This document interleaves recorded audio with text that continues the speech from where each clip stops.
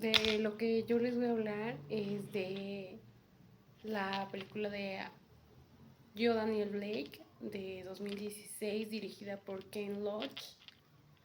Bueno, el contexto y el enfoque de la película es un drama social británico que retrata la lucha de clases trabajadoras frente a un sistema burocrático deshumanizado. Fue galardonada con Palma de Oro en Cannes 2016, lo que refleja su fuerza crítica y su resonancia internacional. El guión, por Paul Laverty, se centra en cómo el Estado, en lugar de proteger, puede terminar castigando a los más vulnerables. El tema principal de la película es que Daniel Blake era un carpintero de 59 años que vivía en Newcastle. Después de sufrir un ataque al corazón, su médico le prohibió trabajar temporalmente. Sin embargo, cuando solicita la ayuda estatal por incapacidad laboral, se encuentra en un laberinto burocrático un poco inhumano, ya que el sistema de seguridad social le niega el beneficio, alegando que está en condiciones de trabajar, aunque los informes médicos digan totalmente lo contrario.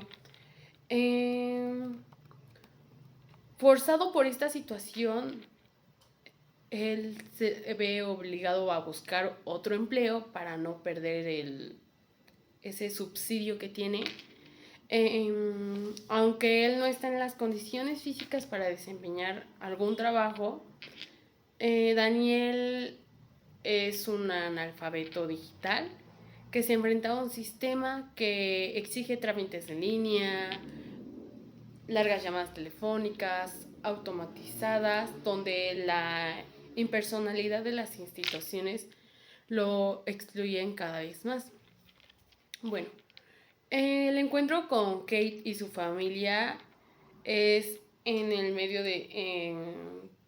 se suscita en el medio de esta lucha, donde Daniel conoce a Kate, que es una madre soltera con 2 hijos y que ha sido reubicada en Nestlé tras ser desalojada en Londres.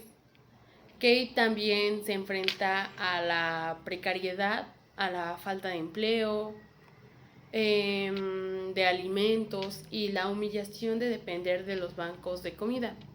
Entre ellos surge una relación solidaria casi familiar basada en la empatía y el apoyo mutuo. Daniel ayuda a reparar su casa, a cuidar a los niños, mientras que ella lo acompaña a él en su batalla contra el sistema.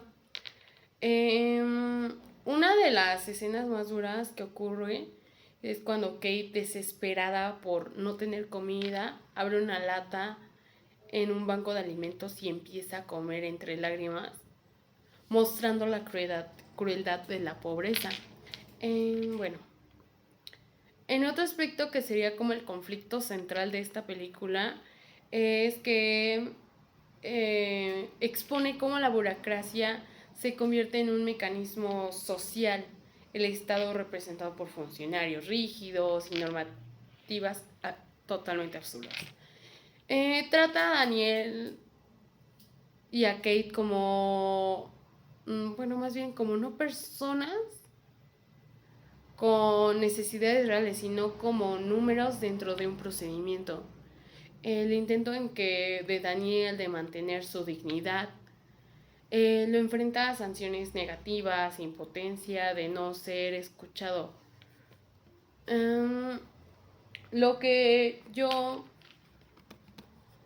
diría que es como el clímax, el desenlace de esta trama, de esta película, es que Daniel intenta apelar a la justicia, redactando un testimonio sobre su vida y su dignidad como un trabajador honesto. El punto culminante llega cuando debe comparecer ante una audiencia para defender su causa. Em, Antes de que pueda dar un discurso completo, su salud empeora y sufre un colapso que terminó fatal. Su muerte simboliza el costo humano de un sistema que falla en proteger a los más vulnerables. Eh, bueno, en la audiencia se lee su declaración póstuma donde firma: soy un ciudadano, nada más, nada menos, no soy un perro. Esta frase es el resumen del espíritu de la película, la defensa de la dignidad humana frente a la deshumanización institucional. Bueno, uno de los temas principales es bueno, yo tengo, bueno, tomé en cuenta que eran, a mi opinión personal, que eran 4 temas principales. El primero es que la crítica a la burocracia estatal. Es un sistema que en vez de apoyar, castiga y margina. El segundo es que la solidaridad entre los marginados, pues es la relación que se dio, la amistad que se dio entre Daniel y Kate. Es una clara muestra de que incluso ante la adversidad, la humanidad se resiste. El tercer punto es que la dignidad y la resistencia, ya que Daniel se niega a aceptar ser tratado como un número, reivindicado su identidad como trabajador y como ciudadano. Y el cuarto punto es cómo invisibilizan a los pobres. La película denuncia cómo los sectores más vulnerables son olvidados y culpabilizados por su propia miseria. Bueno, a manera de conclusión, la película, la de Daniel Blake, es yo, Daniel Blake, trasciende la anécdota personal de un carpintero jubilado que para convertirse en un grito de denuncia contra las fallas estructurales del estado del bienestar moderno, Ken Loach muestra cómo la burocracia se convierte en un sistema rígido, automatizado y despersonalizado. Deja de ser un mecanismo de apoyo para transformarse en una máquina de exclusión que degrada la dignidad humana.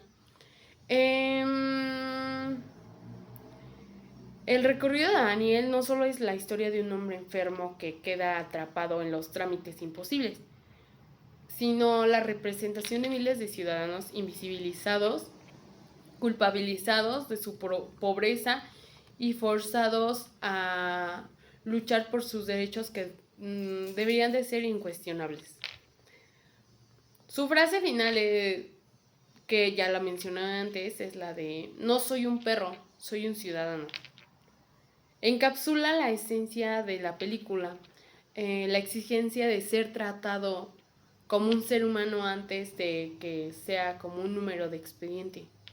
La solidaridad entre la gente, que bueno, en la solidaridad que surge entre Daniel y Kate, es una evidencia de que frente a la indiferencia de las instituciones, la humanidad persiste en los vínculos comunitarios, con el apoyo mutuo entre quienes sufren de la misma precariedad. La película plantea la verdadera resistencia, ya que se encuentra en el acto de cuidar al otro, en no aceptar la deshumanización como una norma.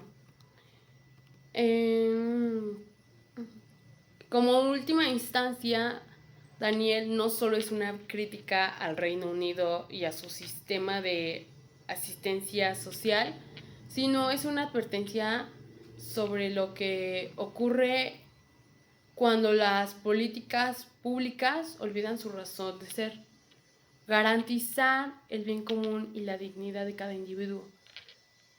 En su desenlace trágico, tan trágico como tan realista, obliga al espectador a cuestionarse qué tipo de sociedad se está construyendo cuando se normaliza el sufrimiento de los más vulnerables. Ok, bueno, voy a hacer mención de los protagonistas, su rol, una pequeña descripción y su función en la narrativa.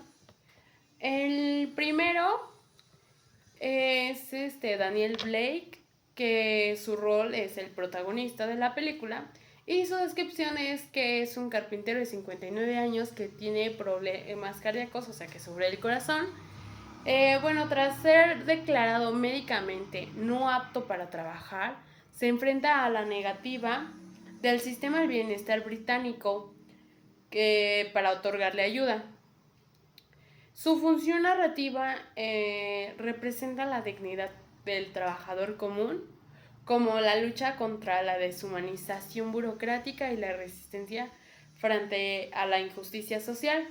Es la voz crítica de la película, ya que es uno de los símbolos ciudadanos olvidados por el Estado. El segundo personaje es Kate Moore y su rol es la madre soltera que menciona en la película y es la coprotagonista. Su descripción es que es una mujer joven de Newcastle con sus dos hijos,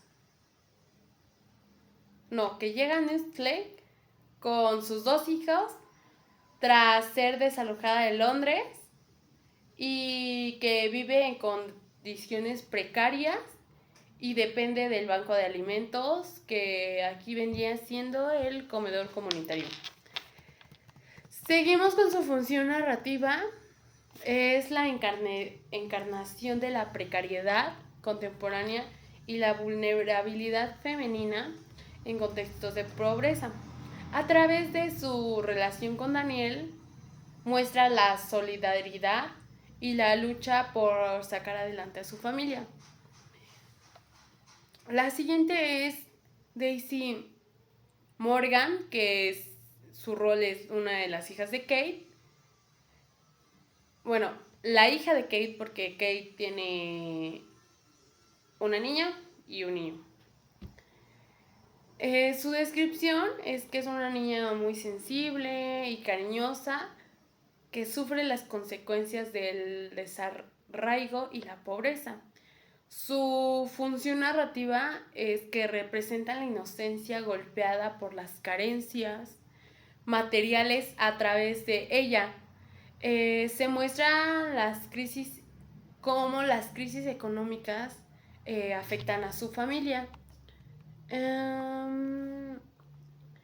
El siguiente es Dylan Morgan y su rol es que es el hijo más pequeño de Kate. Su pequeña descripción es que es un niño inquieto y tierno que refleja cómo el impacto psicológico y la emocional de la pobreza en los más jóvenes. Su función narrativa es que es un símbolo de futuro amenazado, ya que su vulnerabilidad muestra cómo las políticas fallidas no solo han afectado a los adultos, sino que hipotecan al prevenir de una generación. Otros de los personajes importantes dentro de la película son los funcionarios del sistema de asistencia social y pues sus roles son los antagonistas colectivos. Su descripción es que son empleados públicos que aplican las reglas de forma rígida y sin empatía. No son villanos en lo personal, sino que son piezas de una maquinaria burocrática que prioriza protocolos sobre personas. Su función narrativa es que encarna la frialdad institucional, el desinterés y la deshumanización del sistema, y que son el obstáculo permanente de Daniel en la búsqueda de justicia y ayuda. Bueno, el significado colectivo de los personajes son Daniel y Kate, que representan la dignidad y la solidaridad humana frente a la exclusión social.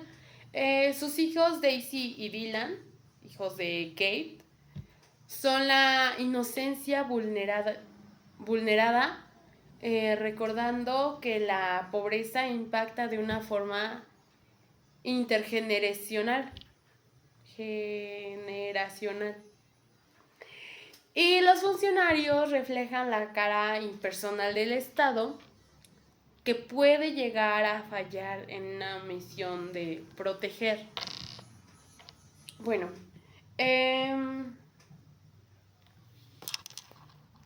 yo relacioné la película con el tema de los modelos de gobierno electrónico y sus fases de desarrollo.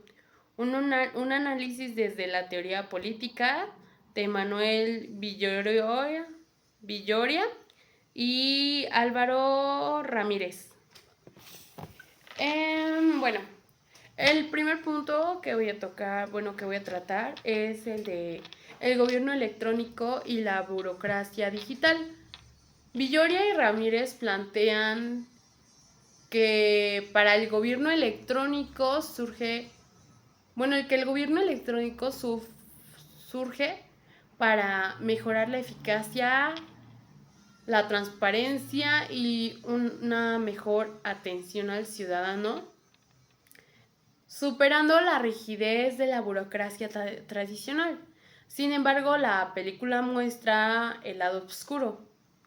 Daniel, analfabeto digital, queda excluido por el acceso a beneficios sociales, que está mediado por trámites en línea y plataformas tecnológicas que no contemplan la limitación de muchos ciudadanos, ya que una de las limitaciones sería que no todos los ciudadanos cuentan con un dispositivo electrónico por el cual acceder a estas plataformas del gobierno. Otro sería, pues, dependiendo en qué zona viven. Porque, por ejemplo, las personas que viven en la sierra o personas que quieren saber más sobre su gobierno,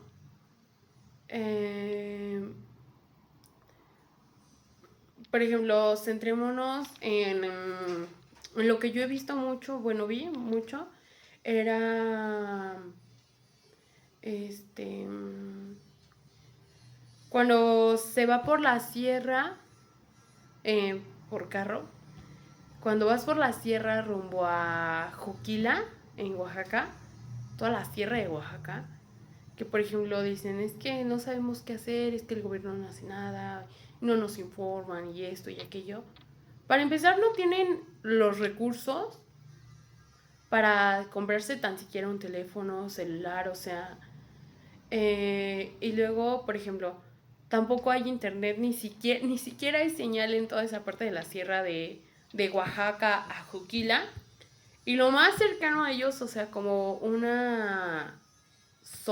un pueblo donde ya esté un poquito urbanizado, está mínimo como 40 minutos, una hora, que vendría siendo lo que se le dice el vidrio, y es donde ya hay un poco más de señal.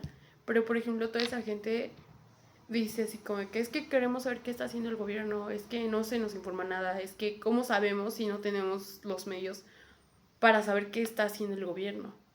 Entonces, pues digamos que ese es como el lado oscuro que plantea Daniel, ¿no? Bueno, que plantea la película. Bueno, esto, refleja que los autores llaman el riesgo de la brecha digital. Lejos de democratizar el acceso al gobierno electrónico, mal implementado puede profundizar desigualdades, que es lo que yo antes mencionaba.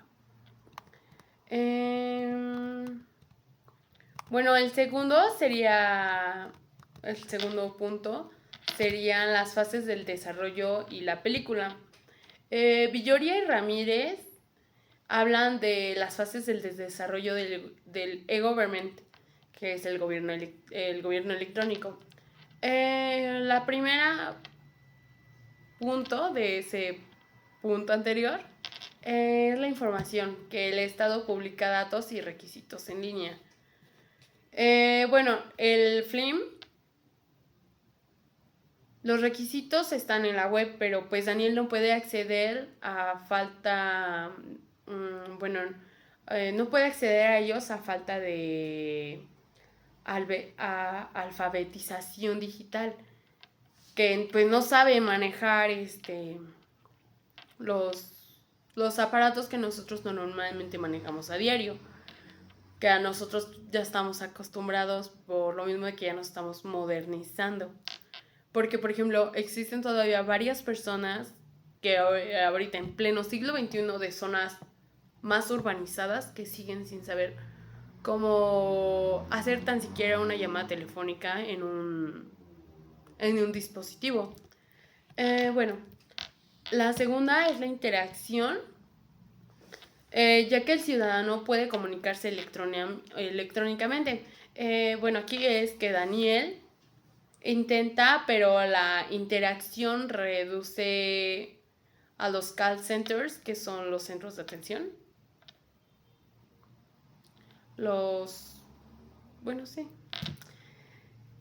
Impersonales y formularios digitales sin espacio para la empatía. Bueno, la transacción es que el ciudadano realiza trámites y gestiones completas en línea.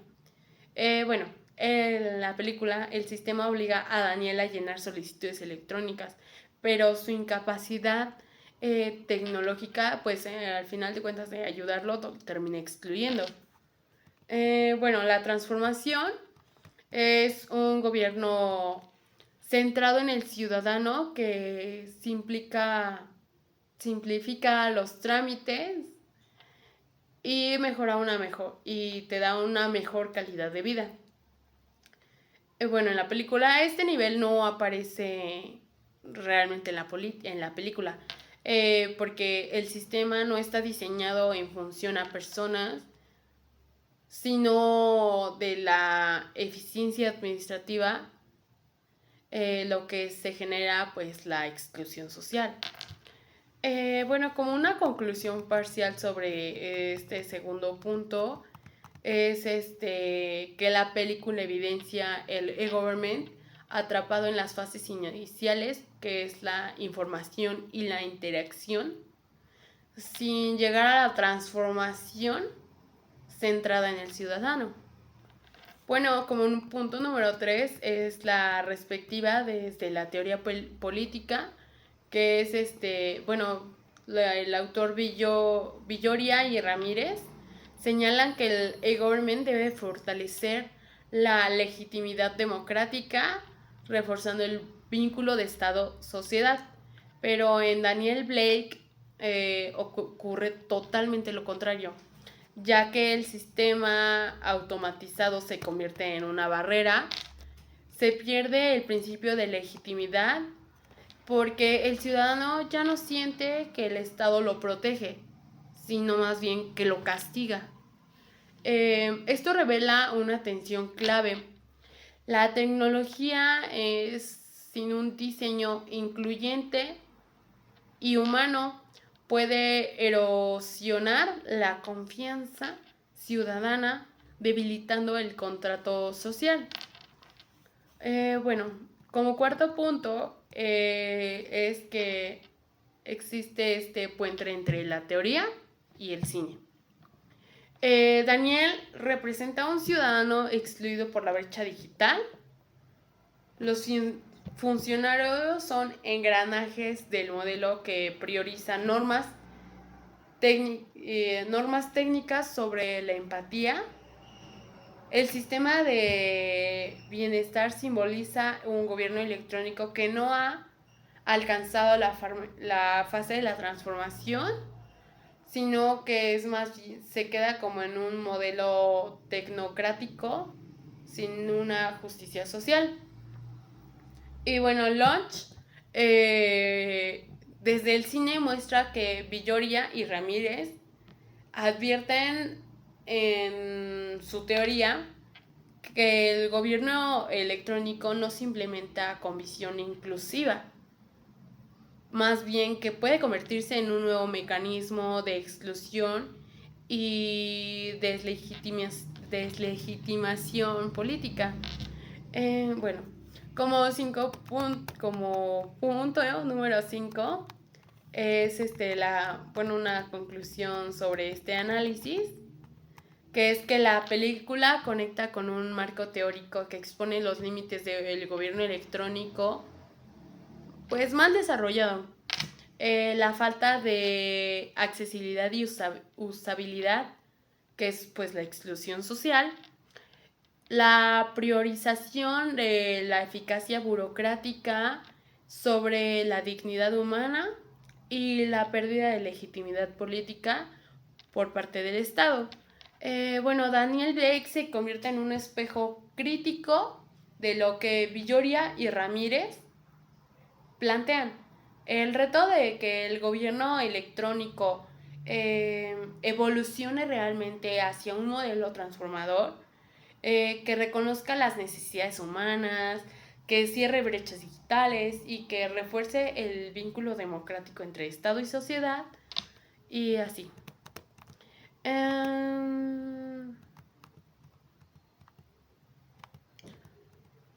Bueno, hice como los pros y los contras, como para bien y para, o sea, cómo se relaciona como tanto para bien como para mal, el tema de los modelos de gobierno electrónico y sus fases de desarrollo. Un análisis de la teoría política de Manuel Villoria y de Álvaro Ramírez, con la película de Daniel Blake. Para bien, tengo varios puntos como a tratar. La primera es la eficacia y la modernización.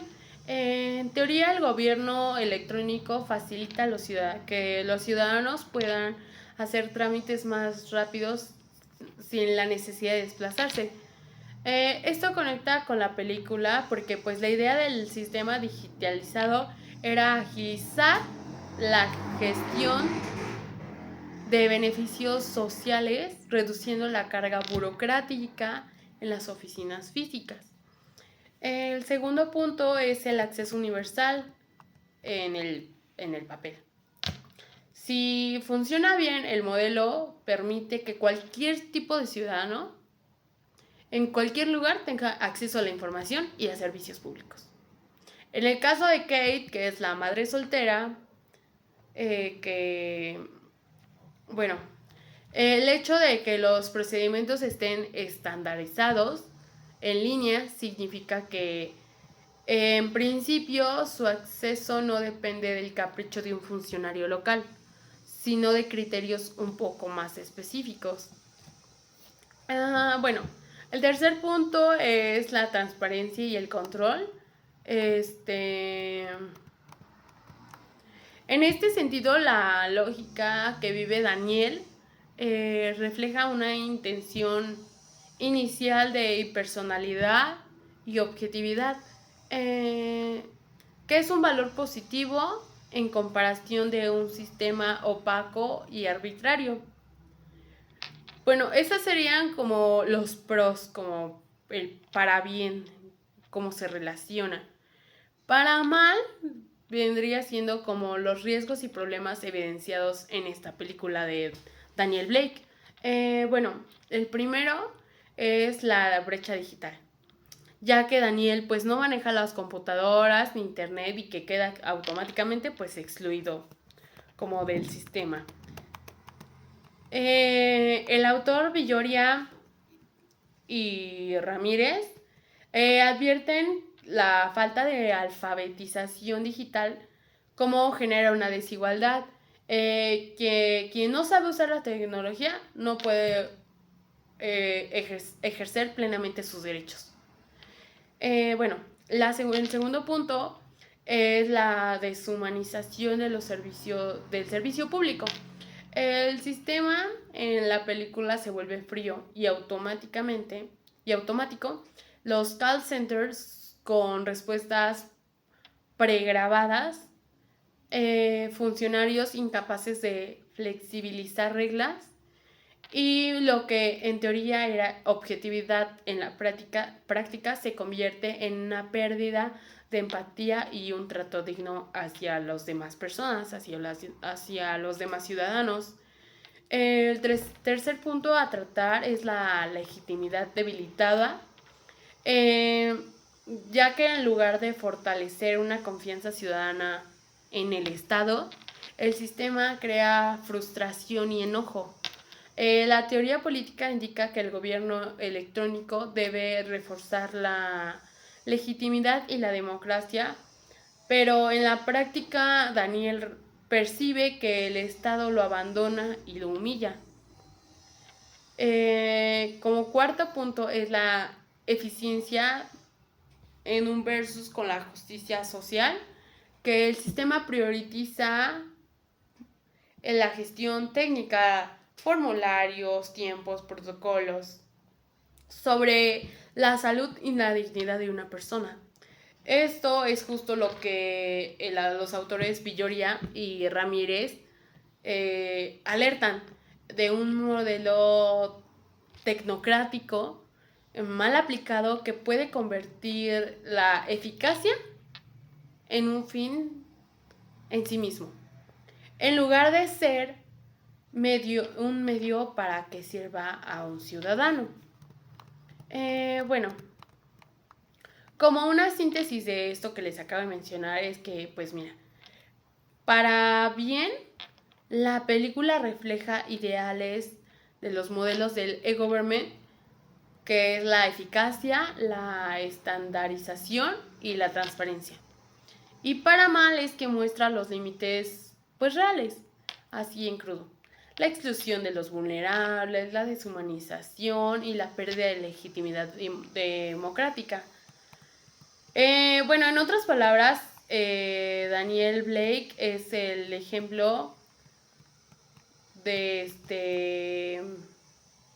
es el ejemplo perfecto de cómo el gobierno electrónico, si no avanza hasta la fase de transformación,